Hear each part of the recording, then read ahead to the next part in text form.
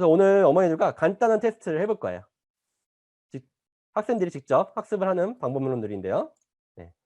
생각 코딩이 어떤 이론들에 기반한 학습인지 한번 몇 가지 훈련들을 해보도록 하겠습니다. 네. 첫 번째 주제는요. 저절로 기억이 나는 상위 1% 학생들의 기억법이에요. 지금부터는 어머니들 그냥 듣기만 하시면 안 되고요. 채팅방에 열심히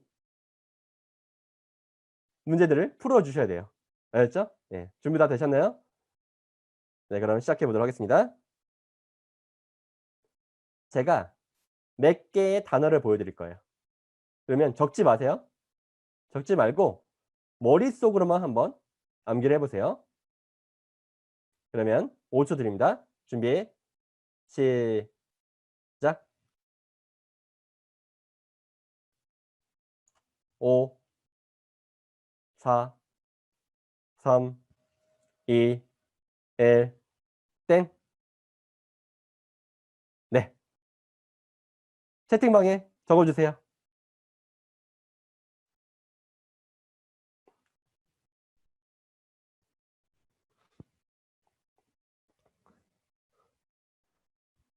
너무 짧게 보여드렸나요?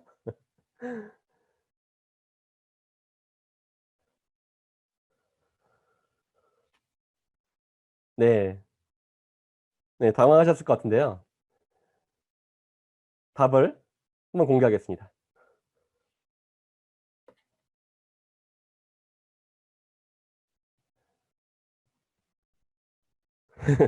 네, 잘 많이 외우신 분들이 있는데요. 많은 학생들이 이걸 딱 보면 수학 문제처럼 예, 받아들이는데요. 사실 이건 수학 문제가 아닙니다. 제가 이 문제를 이렇게 보여줬으면 어땠을까요? 이게 뭐죠? 네, 맞습니다. 바로 날짜예요, 날짜. 3.1절, 4.19 혁명, 광복절, 성탄절. 제가 왜 이런 문제를 드렸을까요? 이게 바로 학습에 있어서 아주 중요한 포인트예요. 이거는 부호화 전략 중에 가장 기초적인 방법인 청킹이라는 겁니다. 청킹. 이 청킹은 우리의 생활 속에도 있는 부호화 전략이에요. 부모님들의 여러분들의 전화번호 몇 자리죠? 9번 빼면? 그쵸. 7개에서 8개죠. 뭐 010, 3930, 1923, 010 빼면 8개잖아요. 예전에는 7개였고 또 주민등록번호 뒷자리 7자리죠.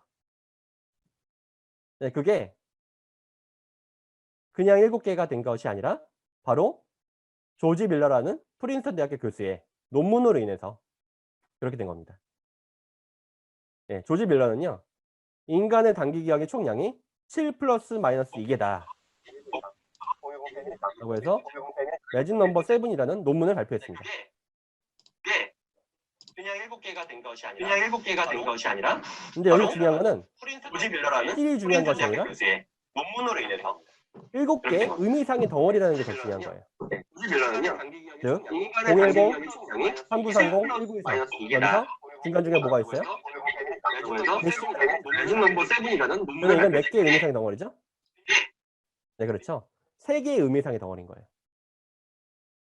근데 학생들은 이거를 그냥 각각 단어로 보기 때문에 기억을 못해요. 하지만 상위 1% 학생들은 이걸 보면서 바로 의미상의 덩어리를 찾습니다. 네. 심지어 이거는 그냥 기억의 문제가 아니에요. 독해 잘 못하는 학생들은 대부분 열심히 차근차근 읽는 학생들이지만요. 정말 언어를 잘하는 학생들은요. 밑줄 별로 안 긋습니다. 밑줄 별로 안 긋고 진짜 속독을 하는 능력이 있죠. 근데 이 속독이 어머니들 그냥 사진 찍듯이 보는 그런 연습, 눈알을 뭐 빨리 돌리는 연습, 네. 그런 것만으로 하는 게 속독이 아니에요. 진정한 속독은요. 의미상의 덩어리별로 보는 그런 훈련들을 통해서 가능해요. 에픽하이라는 힙합 그룹에 타블로라는 사람이 있죠. 타블로. 타블로가 스탠퍼드 대학교 대학원을 3년 반 만에 졸업을 했는데요. 타블로가 그렇게 공부를 잘할 수 있던 비결로 KBS에 나와서 자신의 공부법을 전격 공개한 적이 있어요. 타블로는 어떻게 공부했냐면요. 중학교 때 눈보다 내가 더 빨리 인지한다라는 그런 책에 있는 내용을 보고 아, 나도 한번 해봐야겠다. 그 책을 가지고 가상의 반을 쪼갠 다음에 덩어리채로 보는 연습을 했어요. 근데 처음엔 잘 안 됐대요. 근데 어느 순간 이처럼 묘한 이렇게 차근차근 읽지 않아도 통째로 그 내용을 인지하는, 읽게 되는, 이해하게 되는 자신의 모습을 발견하게 되었다. 라는 이야기를 하게 되었습니다. 네. 즉, 이 청킹이라는 이 부어 전력은 단순히 단어를 기억하고 그런 거에만 쓰이는 것이 아니라 독해를 잘하고 독서를 잘하고 심지어 한 분야의 전문가는 그 분야의 청킹이 되는 사람들이에요. 네, 그래서 바둑이라든지 체스 프로 기사들은요. 30초 만에 그 내용들을 그 체스판과 바둑판을 복기를 해내는 게 머릿속에 수만 가지의 패턴이 있는 거예요. 이 청킹이 있는 거예요. 학생들은 어떻게 하겠어요? 학생들도 자신이 공부하는 과목에 대한 이 청크들을 많이 학습할 수 있어야 되겠죠. 네. 그래서 이 의미상의 덩어리를 파악하는 연습. 그것이 바로 부화 전력 중에 아주 중요한 하나의 전략이라 볼 수 있겠습니다. 네. 그래서 한번 복습해 볼까요?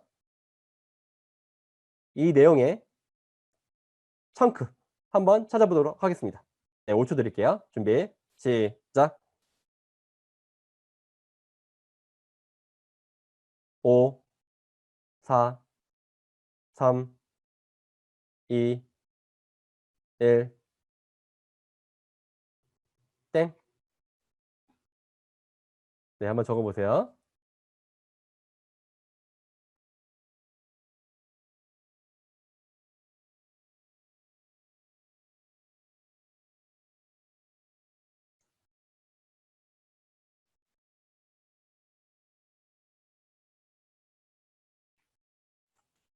네, 맞습니다. 이거는 몇 개의 의미상의 덩어리였어요? 그쵸.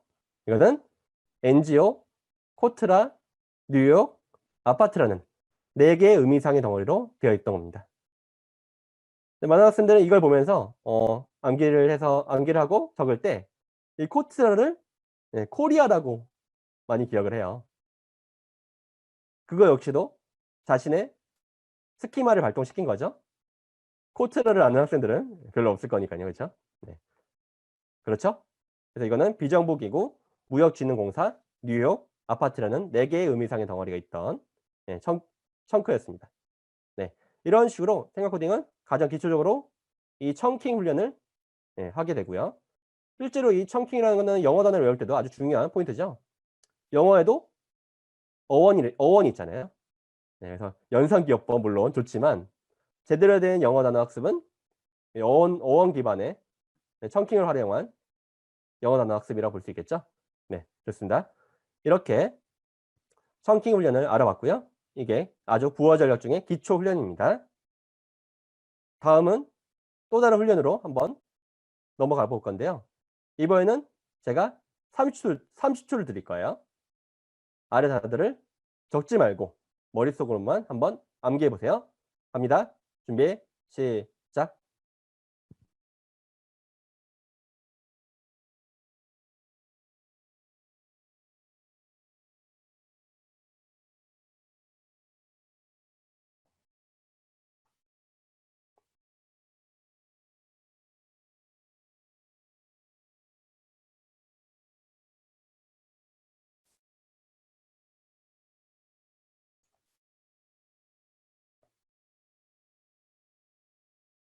네.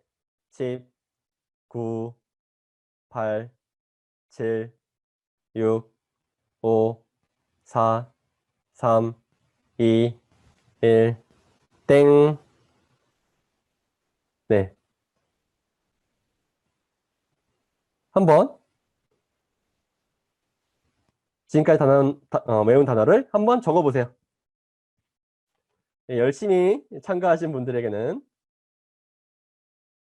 더 많은 혜택을 드릴 거니까요. 한번 직접 채팅에다가 남겨주시면 좋을 것 같습니다.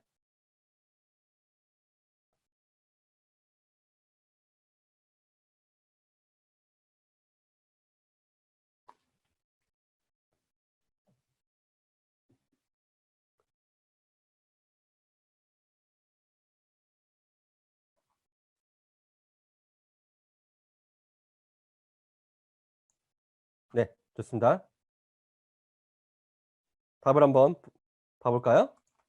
답은 이거였습니다. 네, 열심히 참가해주고 계신데요. 괜찮습니다. 네, 몇 개 기억하지 못하셨어도 괜찮아요. 네, 좋습니다. 사실 저는 이 문제는 몇 개를 기억하는지 보고 싶었던 것이 아니라 어떻게 적어졌는지를 보고 싶었어요. 만약에 이거를 포도껌무라고 머릿속에 지금 기억을 하셨다. 네, 그러면 어머니들은 어떻게 기억하신 거예요? 그렇죠. 순서대로 기억하는 겁니다. 순서대로 기억한 거. 많은 학생들이 제가 몇천 명의 학생들 봤을 거 아니에요. 그렇죠? 3분의 2 정도 되는 학생들은 이거를 포도껌무라고 기억을 합니다. 포도껌무. 그 학생들 어떻게 공부하고 있다라는 거예요? 열심히 달달 주의식 방법으로 공부를 하고 있다라는 거예요. 근데 놀랍게도 상위 1% 학생들은 절대 순서대로 기억하지 않습니다. 실제로 EBS 다큐프라임 공부 양도라는 프로그램에서 100개의 카드를 기억하는 실험을 했는데 이 8명이 여기 앉아있는 8명의 학생들은 상위 0.1% 학생들, 아이비리그 대학교 학생들, 서울대학교 학생들이에요. 예, 이 8명의 학생들은 어떻게 기억했는지를 살펴봤고 또 중학교 2학년 학생들은 어떻게 기억했는지를 살펴봤어요. 근데 놀랍게도 이런 결과가 나왔습니다. 23대 46. 약 2배의 차이가 났던 거예요. 왜 이런 결과가 나왔을까요? 이 학생들이 그냥 기억력이 좋은 걸까요? 그렇지 않습니다. 실제로 바둑 선수들한테도 어머니들 그냥 바둑판에 있는 내용을 무작위로 수를 놓은 다음에 외워보라고 했을 때는 절대 잘 기억하지 못해요. 이 학생들도 마찬가지인 거죠. 그냥 기억력이 좋은 것이 아니라 바로 이렇게 암기를 했기 때문에 그래요. 이게 어떤 거예요? 그냥 외운 건가요? 순서대로 외운 건가요? 그렇지 않죠. 변호사, 기자, 디자이너 이런 거를 뭐 직업으로 묻고 바이올린, 드럼, 리코더 이거를 악기로 묻고 이런 식으로 상위 0.1% 학생들은 누가 알려준 게 아닌데도 불구하고 많이 공부를 하다 보니까 방법을 터득했는데 그게 바로 관련 있는 것끼리 항목별로 묶어서 기억을 하는 전략이라는 거죠. 네, 어머니들도 뭐 알게 모르게 하셨을지도 모르는데요. 이거를 인지과학에서는요. 어떤 말로 쓰냐면 바로 범주화라는 용어를 씁니다. 범주화. 이 범주화는 상위 1% 학생들의 공부법의 핵심일 뿐만이 아니라 인간이라면 이걸 잘해야 생각 정리를 잘합니다. 우리 아이들은요. 태어나면 엄마와 엄마가 아닌 사람을 구분합니다. 이게 바로 지각적 범주화라는 거고요. 이걸 잘할 수 있어야 우리는 살 수가 있어요. 우리 편과 우리 편이 아닌 사람을 구분하고 이런 식으로 지각적 범주화는 동물도 하는 작업인데요. 인간은 언어라는 걸 배우죠. 이 언어라는 걸 배움으로 인해서 고차원적인 범주화를 하는데 그걸 바로 개념적 범주화라고 해요. 개념적 범주화. 개념적 범주화라고 합니다. 예를 들어 볼게요. 어떤 게 개념적 범주화인지. 예를 들어 어머니들이 자녀들에게 이렇게 학습을 시켰을 거란 말이죠. 산책을 하다가 튤립을 봤어. 그럼 그 튤립을 보면서 어머니들은 진표야, 저거는 꽃이라고 해. 라고 말씀해 주시겠죠. 그리고 또 푸드를 보면서 저거는 강아지라고 해. 네, 이렇게 알려줄 거란 말이죠. 그럼 그 아이들은 머릿속에 꽃과 강아지라는 범주가 머릿속에 형성이 되는 거죠. 그럼 그때부터 놀랍게 장미를 보더라도 꽃이라고 말을 하고 그렇게 인식을 또 하고요. 진돗개를 보더라도 강아지 또는 개라고 인식을 하는 거예요. 이게 당연한 거라고 생각하시면 안 됩니다. 심지어 인공지능도 이 작업을 못 해요. 지금은 많은 데이터를 통해서 가능한 요소들이 있겠지만 몇 년 전만 하더라도 인공지능한테 머핀을 보여주잖아요. 머핀. 그럼 그 머핀에 보면서 그 초콜릿이 박혀 있는 걸 보면서 '아 이건 강아지다.'라고 인식을 합니다. 인간으로서는 전혀 말도 안 되는 생각일 수 있겠지만 머핀에 초콜릿 2개를 보면서 눈으로 인식을 하고 또 머핀의 또 하나의 그 밑에 있는 초콜릿을 보면서 코라고 인식을 하는 거예요. 이처럼 이 범주화는 인간이 가지고 있는 인간만의 진짜 특별한 능력이라 볼 수 있거든요. 개념적 범주화는요. 이걸 바탕으로 우리는 학습을 하게 되고 또 많은 사람들과 의사소통을 하게 됩니다. 네, 그래서 이 능력이 생각 정리이자 학습의 아주 중요한 능력이라 볼 수 있어요. 근데 안타깝게도 이 범주화를 한국, 중국, 일본 사람들이 잘 못한다라는 게 이미 연구로 나왔습니다. 네, 이거는 EBS에 나온 테스트이자 생각의 지도라는 아주 유명한 책에 나와 있는 테스트인데요. 이 3개의 그림 중 2개만 묶는다면 어떻게 묶을 것인가? 라는 문제를 줬어요. 근데 대부분의 한국, 중국, 일본 사람들은 원숭이와 바나나를 묶었습니다. 원숭이와 바나나. 왜 그렇게 묶을까요? 원숭이가 바나나 좋아하니까. 원숭이가 바나나 먹으니까. 그거는 동사 중심적인 사고입니다. 관계 중심적인 사고. 이거는 고대 중국의 영향을 받은 거예요. 근데 놀랍게도 미국과 유럽에 있는 사람들에게 이 테스트를 보여주면 대부분 원숭이와 팬더를 묶습니다. 왜 그럴까요? 원숭이와 팬더가 포유류고 동물이니까. 그렇죠. 이처럼 동양의 사고와 서양의 사고가 너무 다른데 이처럼 개체 중심적으로 명사 중심적으로 묶을 수 있는 사고를 잘 못하면 학습에 있어서 문제점이 발생할 수가 있어요. 왜냐면 대부분의 학문들이 이 명사 중심적으로 논리와 체계가 있는 학문이기 때문에 그렇습니다. 네. 그래서 우리가 이처럼 범주화 능력을 개발시켜야 학습을 잘할 수 있다라는 것을 아시면 좋을 것 같고요. 생각 코딩은 이런 훈련들을 끊임없이 합니다. 예를 들어 볼게요. 아까 그 문제입니다.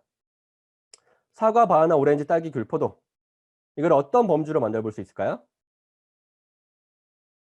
네, 그렇죠. 과일이죠. 배추, 무, 감자, 당근, 양배추. 이건 뭐라고 할까요? 네. 대부분 채소라고 생각하셨을 것 같습니다. 다음, 우유, 버터, 치즈. 뭐라고 할까요? 네. 유제품이라 하겠죠. 근데 여기서부터 생각이 달라져요. 젤리, 초콜릿, 사탕, 껌, 엿. 이거는 뭐라고 할까요? 한번 채팅방에 써보시겠습니다. 정답은 없습니다.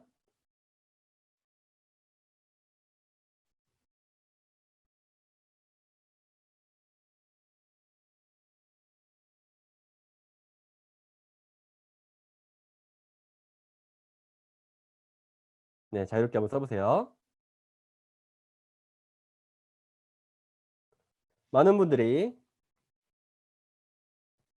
이 문제를 보면 대부분 군것질, 간식, Y가 좋아하는 거 등등을 말씀해 주시는데 여기서 문제점이 발생해요. 물론 포도껌 무라고 기억 안 한 것만으로도 네, 더 훌륭한 학생이지만 훌륭했겠지만 군것질, 간식, 단 것 이렇게 하는 순간 어떤 문제점이 발생하냐면요. 어머니들 생각해 보세요. 자녀들이 공부를 하고 있으면 간식을 갖다 주시잖아요. 그 간식으로 뭘 갖다 주세요? 살찌고 이해 안 좋은 초콜릿, 사탕을 갖다 주세요. 아니면 사과, 바나나, 오렌지, 딸기, 귤과 같은 과일을 갖다 주세요. 그쵸? 지금 이것만 군것질, 간식, 단 것이 아니에요. 여기 위에 있는 내용들도 다 군것질이고 간식이고 심지어 과일도 달잖아요. 그쵸? 바로 방금 우리는 중복을 발생시킨 겁니다. 중복. 근데 이 중복을 발생시킨 것은 논리적 사고에서 아주 큰 문제점을 발생시키는 거예요. 이렇게 군것질, 간식, 단 것이라고 하는 학생들은 열심히 뭔가 정리한 것 같아. 노트 필기한 것 같아. 근데 나중에 생각이 꼬여. 정리를 한 것 같은데 정리가 안 돼. 헷갈려. 분명히 그런 문제점을 발생시킵니다. 네. 이거를 중복과 누락 없이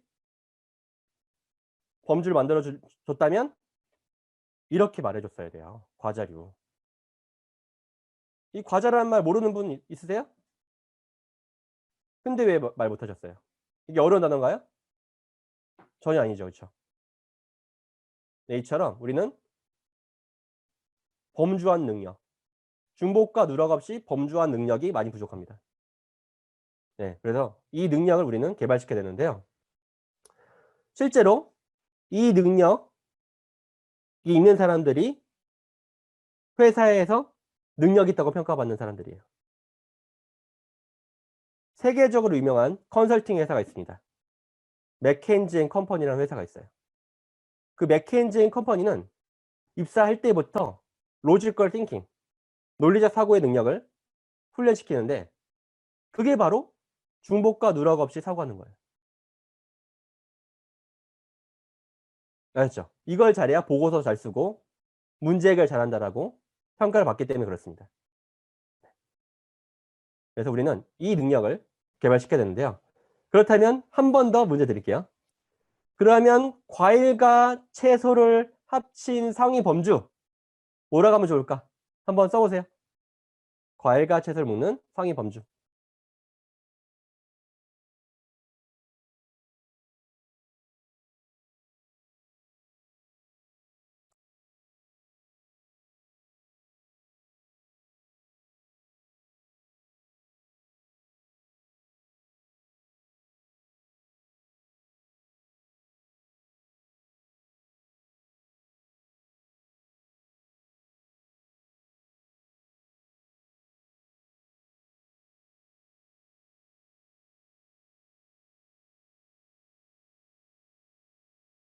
네. 많은 분들이 과일과 채소를 먹는 범주로 식물이라고 많이 하시고요. 그 다음에 농산물이라고 많이 하시고 세 번째 과체류라고 하십니다. 물론 틀린 건 아닙니다. 근데 제가 원했던 범주는 아니에요. 왜냐하면 식물이라고 하면 뭐가 떠올라요? 우리 하위 범주에 나무, 꽃이 떠오르죠. 농산물이라고 하면 어떤 범주가 떠올라요? 하위 범주로 쌀, 보리가 떠오르죠. 과체류라고 하면 뭐가 잘못된 거냐면 밭에서 나는 것을 과체류라고 합니다. 이건 오류인 거죠. 네. 이 과일과 채소를 묶어서 상위 범주를 제대로 만들어 주려면 첨가류 정도로 했으면 좋았을 것 같아요. 첨가류. 첨가류라는 말 모르시는 분 계세요? 홈플러스만 가도 첨가 코너가 따로 있죠. 이처럼 우리는 이 사소한 단어들의 범주도 현재 잘 못 만들고 있죠. 네, 그래서 이 범주화 훈련을 우리는 꼭 해야지만 논리적 사고 능력뿐만이 아니라 생각 정리를 잘할 수 있습니다. 네. 그리고 이 효과가 얼만큼 학습에 큰 결과물로 돌아오냐면 EBS에서 아까 23개 기억했던 학생들에게 두 번째 테스트를 했어요. 네, 그때는 10개의 제목을 알려줬어요. 뭐 이동수단, 그렇죠? 악기 이렇게. 그 다음에 애들은 다시 한번 암기해볼까? 했더니 갑자기 그 학생들이 다른 사람이 된 것처럼 40개를 기억합니다. 40개. 아까 상위 0.1% 학생들 몇 개 기억했어요? 46개 기억했죠. 이처럼 그 학생들은 머리가 좋지 않았던 것이 아니라 방법을 몰랐을 뿐입니다. 더 놀라운 사실은 한 달 뒤에 EBS에서 찾아갔어. 이 학생들을. 그랬더니 나만의 공부 방법을 갖게 됐다라고 그 학생들이 답을 합니다. 그리고 사회에서, 과학에서 그때 한번 했던 테스트만으로도 내가 공부에 적용을 하게 됐다라는 이야기를 해요. 실제로 인터뷰 내용들도 나옵니다. 네, 이처럼 우리 범주화가 얼마큼 학습에 중요한지를 이렇게 알게 됐고요. 태양코딩은 여기서 세계적인 기업들의 생각 기술을 접목해서 학생들이 이 범주화를 더 잘할 수 있도록 도와주는 그런 방법론들을 개발했습니다.